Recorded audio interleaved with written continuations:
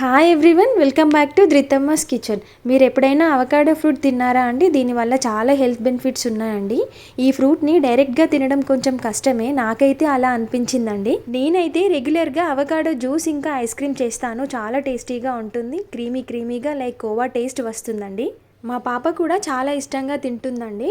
మీరు ice cream ఇంకా జ్యూస్ని చాలా సింపుల్గా చేసేసుకోవచ్చు. ఎలా చేయాలో ఒకసారి చూడండి. జ్యూస్ కోసం పండిన అవకాడోస్ని తీసుకోండి. కట్ చేస్తే చూడండి ఇలా ఈజీగా వచ్చేస్తుంది.